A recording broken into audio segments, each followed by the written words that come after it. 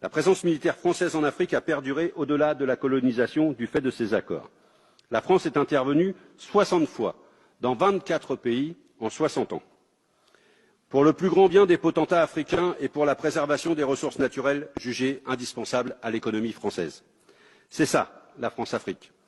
Et tout cela perdure malgré les vœux hypocrites de chaque président de la République française d'en finir avec les liens opaques qui unissent la France et les dirigeants de ses anciennes colonies.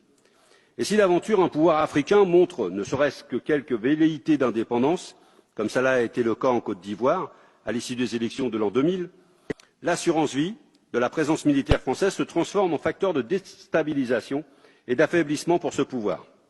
À ce sujet, permettez-moi de vous interroger sur le rôle exact de la France dans le bombardement de Bouaké en 2004 et des événements qui s'en sont suivis, Madame la Ministre. Je note à ce sujet que dans la procédure concernant le bombardement, la juge d'instruction Sabine Kéris demande le renvoi des ministres de l'époque, Dominique de Villepinte, Michel Alliot-Marie et Michel Barnier devant la Cour de justice de la République. Avons-nous affaire à une barbouzerie qui a mal tourné et qui, cette fois-ci, mêlerait le sang de nos soldats avec celui des citoyens ivoiriens? Comptez-vous ouvrir les archives pour qu'enfin éclate la vérité dans cette affaire? Toutes ces méthodes sont d'ailleurs les racines de l'image déplorable de la France sur le continent africain et la raison de notre manque de crédibilité en Afrique. Avec le passé, qui est le nôtre, c'est le principe de non-ingérence qui devrait être la ligne de conduite pour notre pays, qui, parmi d'autres, a commis les pires crimes et les pires horreurs sur le continent africain. Il lui a pillé ses habitants, ses ressources, son argent. Et cela continue depuis des décennies. Il faut que cela cesse. Ce n'est pas le chemin que prend la présidence de Macron. L'habitude coloniale de la France est encore largement préservée dans certains pays d'Afrique, comme nous avons pu le voir encore en 2019 au Tchad, à Djibouti ou en Côte d'Ivoire, pour ne donner que 3 exemples.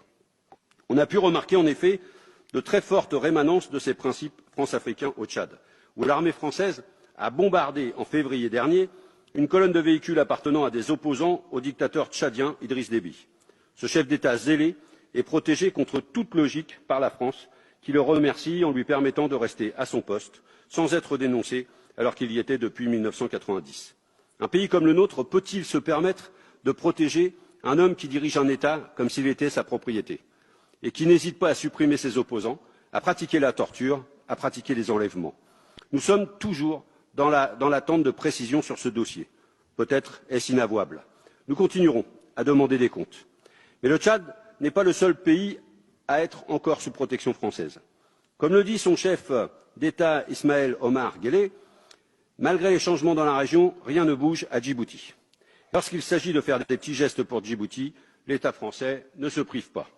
Récemment, Mohamed Kadami, un opposant djiboutien disposant du statut de réfugié politique en France, a été mis en examen et risque d'être renvoyé à Djibouti au mépris du droit français pour satisfaire le régime djiboutien, voire même pour l'échanger avec un prisonnier djiboutien qui aurait un rôle dans l'affaire Sarkozy-Kadhafi. Et prenons un troisième exemple de la protection de la France envers ses fidèles, la Côte d'Ivoire. Après avoir acté que l'on ne peut qualifier le coup d'État d'Alassane Ouattara en 2011, la France a permis au nouveau chef d'État d'envoyer Laurent Gbagbo à la Cour pénale internationale. Après 7 ans de procédure, pendant lesquels Laurent Gbagbo était en détention provisoire, en contradiction totale avec les recommandations en la matière de la Cour européenne des droits de l'homme, celui-ci est maintenu en liberté conditionnelle sans pouvoir retourner en Côte d'Ivoire après son procès où il a été acquitté, ce qui est en contradiction totale avec tous les principes de droit. Il semble que les pressions ivoiriennes et surtout françaises aient permis que le principal opposant de Ouattara ait encore des bâtons dans les roues pour l'empêcher de revenir dans son pays à la veille des élections présidentielles de 2020. L'ingérence française dans les affaires internes des pays comme Djibouti, le Tchad ou bien la Côte d'Ivoire est insupportable et n'est pas digne de notre pays. Les accords de défense bilatéraux, s'ils ont changé dans la forme depuis les années 70, permettent donc à la France de maintenir une présence dans ses anciennes colonies, ce qui pose de graves problèmes de probité à l'usage de nos forces armées. Personne ne s'est grandi dans cette récente histoire et la France ferait mieux de travailler autrement en Afrique que d'utiliser son armée pour garantir une stabilité des dictateurs propice uniquement pour les affaires et destructrice pour les peuples.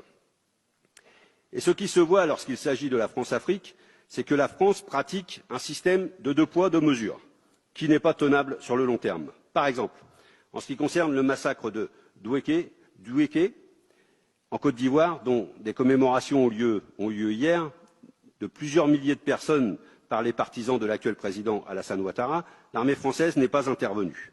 Par contre, lorsqu'il s'agit d'Idriss Déby et lorsqu'il demande à la France d'attaquer ses opposants, nous fonçons les bombarder, tandis que lorsqu'au Mali, une attaque fait près de 160 morts dans un village, la France ne bouge pas.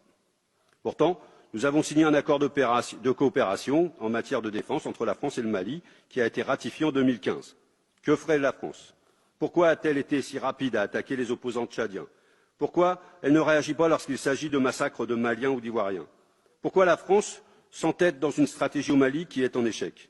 Je pense que le gouvernement se ferait fort de nous éclairer sur cette situation et de revenir sur ce qu'a récemment dit la ministre des Armées, Florence Parly.